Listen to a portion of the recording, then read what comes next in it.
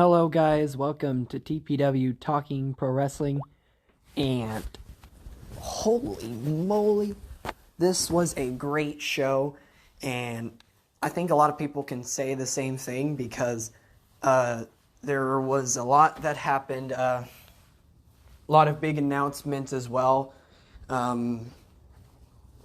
Great show in general. This was probably one of the best Dynamite events of the year. I'd say, the LA event was pretty cool too. And then there was one other Dynamite before the Revolution that I thought, pay-per-view, that I thought was pretty cool. But other than that, I think this definitely goes in my top 5 best Dynamites of the year so far. So it was that good. Let's start first with the AEW Interim World Championship match, since that is what happened first. Roosh went to take on the AEW Interim World Champion, Jon Moxley. And this was a pretty heavy-hitting matchup. Andrade El Idolo even interfered at the very end. Jon Moxley still retained, which is what I predicted was going to happen. I predicted Jon Moxley would retain. I was correct. But it's now official. Jericho and Moxley will be taking on each other once again, but this time it'll be happening at Quake by the Lake. I'm very excited for this matchup. This probably is going to be Jon Moxley's loss here against Chris Jericho. But we'll see. Jon Moxley doesn't lose often, but I think Chris Jericho's the perfect candidate to become the AEW Interim World Champion.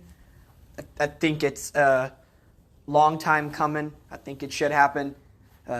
Jericho is doing a great job right now. And they're bringing back his Lionheart character, it sounds like. I just think it should happen. But now let's go. And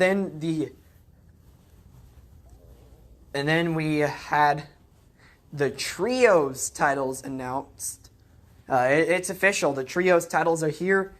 Tony Khan was in an interview a while ago, and he said that the Trios titles are in fact happening, but they won't be announced until Kenny Omega returns.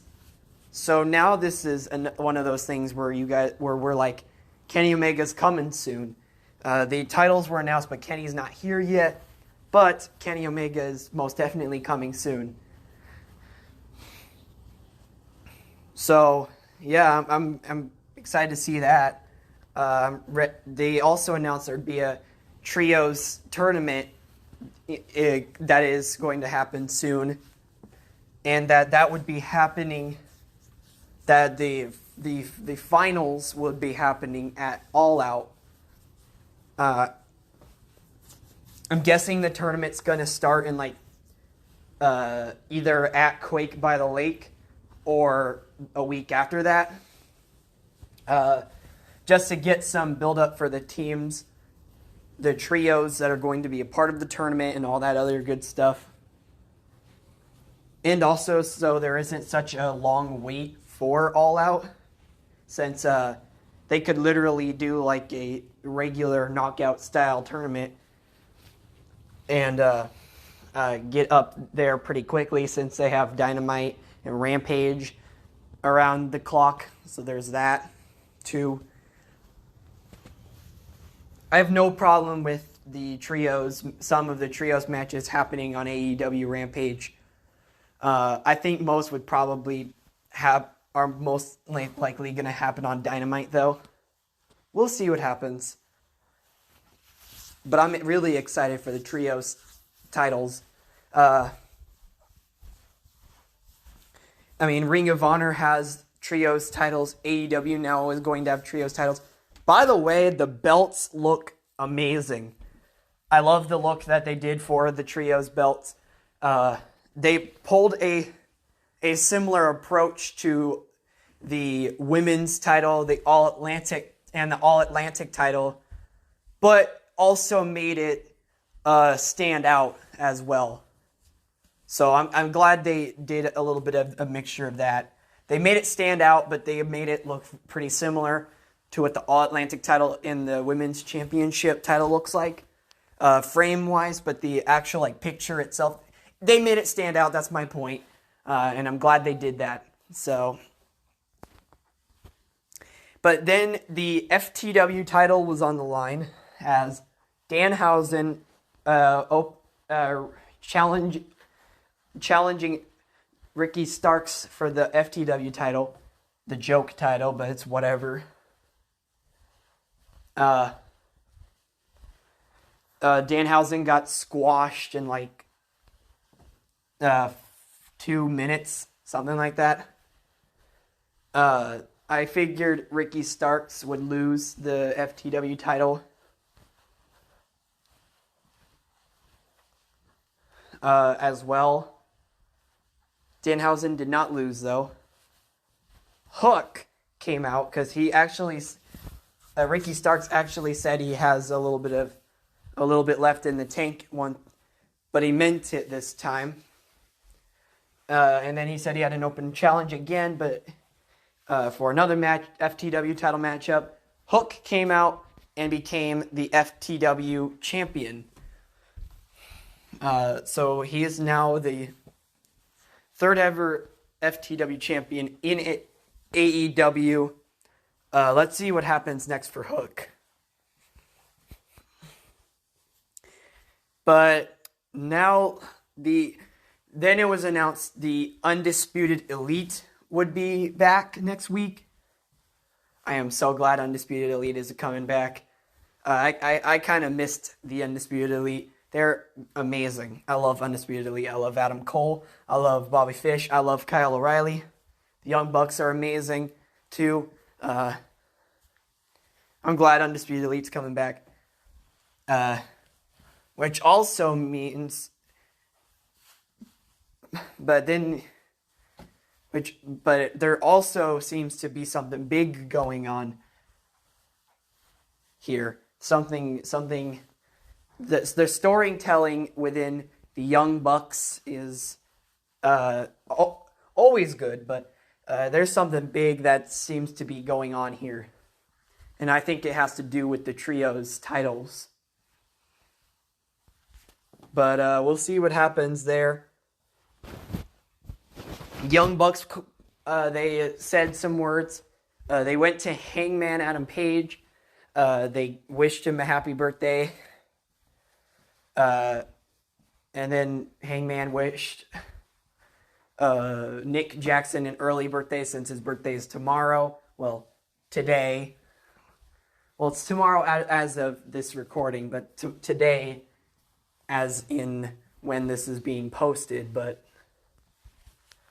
so there's that.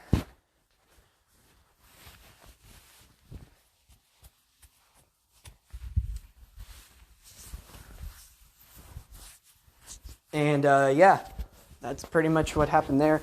The Dark Order came to Hangman's way, and that's basically what happened. It sounds like Hangman will be joining the Young Bucks at some point in the future. Near future, even. Possibly to go for those Trios titles. It's very possible. But I don't know. We'll see. And then we heard from Jungle Boy, and he had a lot to say to Christian Cage.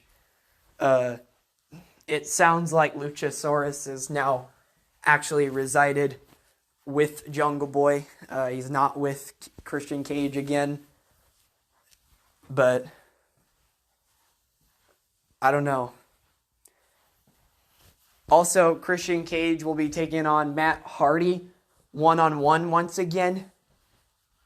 That'll be a good matchup. Those two have had a huge rivalry in the past.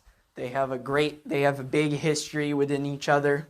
If you know, then you know. If you don't know, you don't know. So that's all I have to say.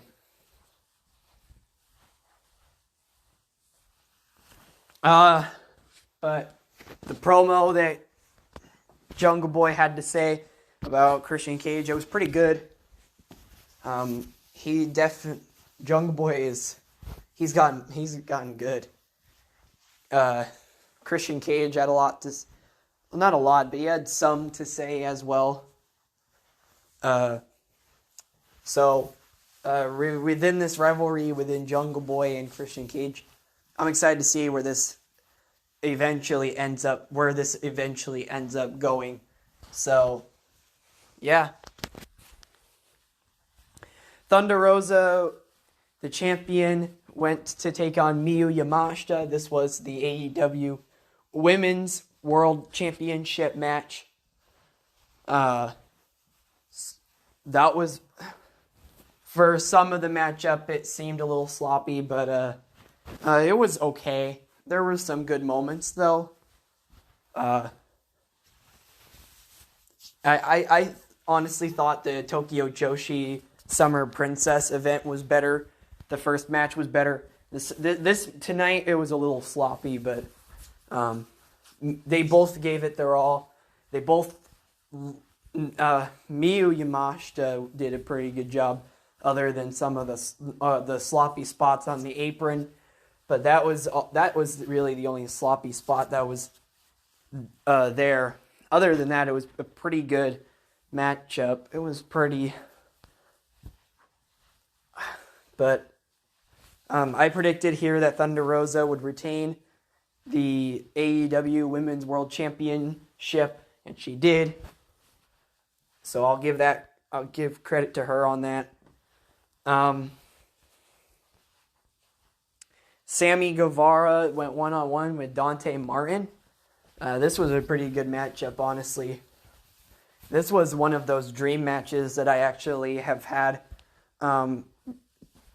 Dante Martin before, at the very beginning of Dynamite, he announced that Sky Blue would be at his corner, and Ty Conti was in Sammy Guevara's corner.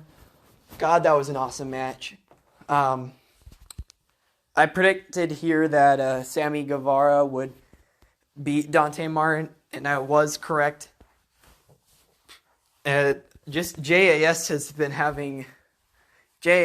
had a bunch of matchups tonight. There was the Sammy Guevara match. Then JAS appeared a few times, actually. And then Daniel Garcia and Bryan Danielson's match was pretty awesome. It was just wow. There was a lot that happened within the JAS, and I think they're starting something leading up to that. I mean, since JAS is supposed to be the sports entertainers, so we'll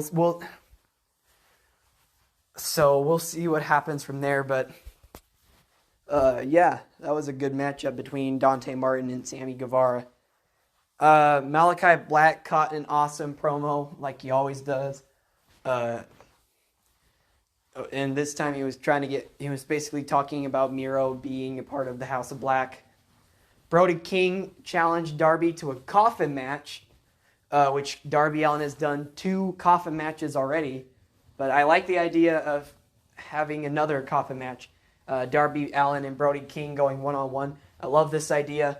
I'm glad Brody King's getting some one-on-one action here. His rivalry with Darby Allin is getting pretty good, actually. I did not think that this. I mean, I thought from the beginning that this rivalry was going to get good. The House of Black are just a great faction. Malachi Black was definitely a great addition to AEW because he has added something amazing to the AEW roster. I mean, he brought in Brody King, he brought in Buddy Matthews, he got Julia Hart to become a part of the House of Black.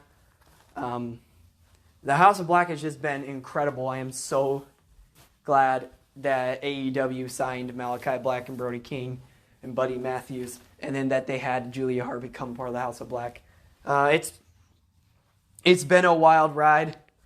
A lot has happened, but it's still safe to say that House of Black is still up there, because they're still cutting good promos. They're still having good matchups. House always wins, whether they lose or not. They win something. But now we move on to the main event, as Daniel Garcia went one-on-one with the returning Bryan Danielson. God, this was a good matchup. For a while there, I was kind of wondering if was Bryan Danielson, was he legitimately injured again, or was he just selling his moves? I wasn't sure, but then at the end he seemed fine. So I'm glad that I'm hoping that Bryan Danielson isn't injured again, but I'm sure he's fine. So there is that. But yeah, this was a great main event. And I predicted here that Bryan Danielson would get his first victory over Daniel Garcia, but I was wrong. Daniel Garcia got the victory over Bryan Danielson. Well, I mean, to be fair, Jake Hager did grab the leg of Bryan Danielson at like the end of the match, near the end of the match, to help Daniel Garcia. So Daniel Garcia did not win clean. He did cheat. Jake Hager did cheat. But it was still shocking. It was a huge upset. I was not expecting that to happen, but this enters in a larger portion of the feud within Blackpool Combat Club and JAS. This is going to lead to a big payoff for the JAS and the Blackpool Combat Club whenever this rivalry ends. Because these huge upsets that are going on, the major stuff that is happening right now, it's some of AEW's good storytelling there. AEW creates some really good storylines within the factions, and they create good storylines within a lot of their talent without making it too personal, or without making it like so bad to the point where nobody wants to tune in anymore. They do a good job at keeping a balance there. But rating of tonight's show, I give this a 5 freaking stars. This was amazing. Holy crap. But, no. Small break after this. Impact Wrestling predictions. Also, you may notice there are no intro music. I'm too lazy to add intro music.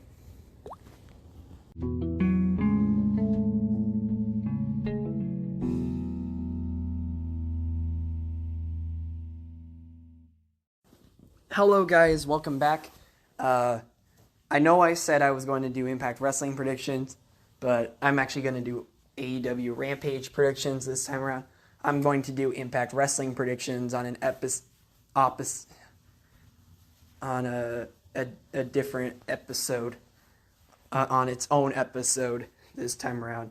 I'm doing things a little differently this time around, just mainly because of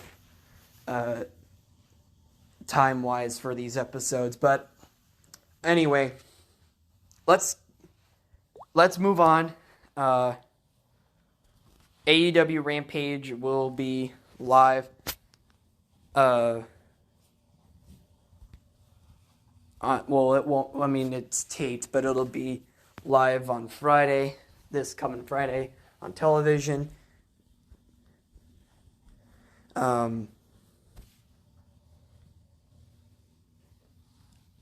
But I'm excited to watch tonight's the AEW Rampage event. We'll see what happens there, but one of the matchups that were announced was the trios match of Jay Lethal, Satnam Singh, and Sanjay Dutt. They're going to take on the Best Friends and Orange Cassidy. I'm very, very excited to watch this matchup. This is something huge that's going to take place. I'm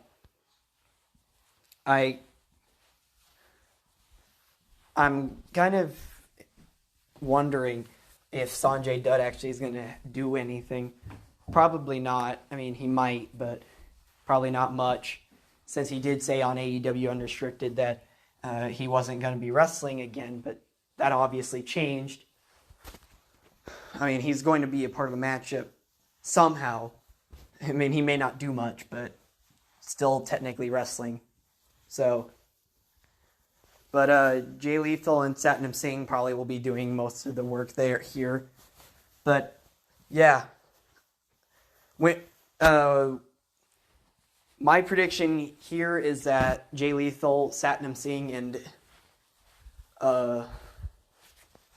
Sanjay Dutt get the victory here over Best Friends and Orange Cassidy.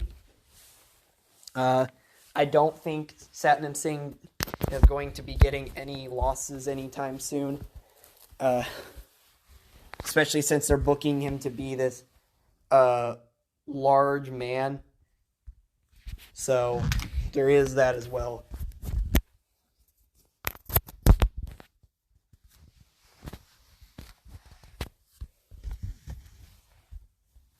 So anyway, Ethan Page will take on Leon Ruffin in singles action. This is the rematch to what happened on Dark, either Dark or Dark Elevation, one of those nights. Ethan Page defeated Leon Ruffin, but it was a pretty decent matchup between both of these two. So they're having a rematch. It's a Ethan Page and Leon Ruffin matchup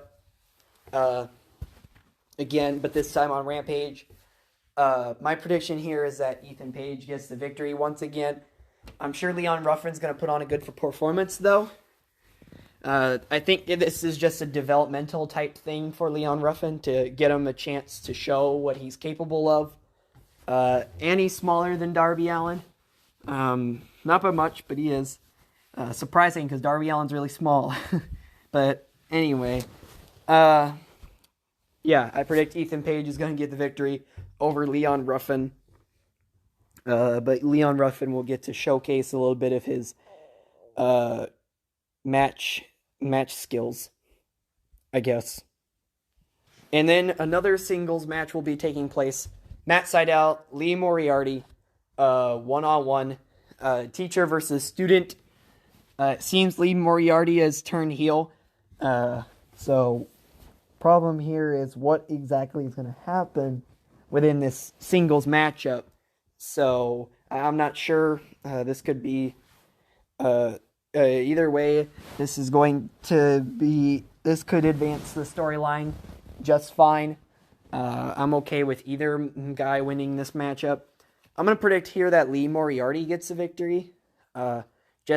Mainly because he's turning heel, it seems like.